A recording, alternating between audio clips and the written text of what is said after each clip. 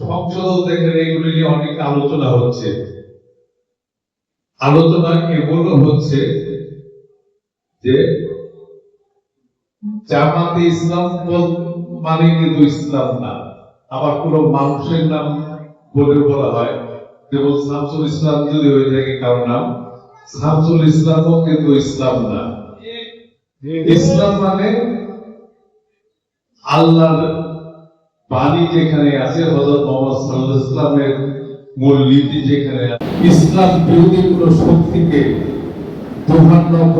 বাংলার মাটিতে কোথাও দাঁড়ানোর সুযোগ করে দেওয়া যাবে না।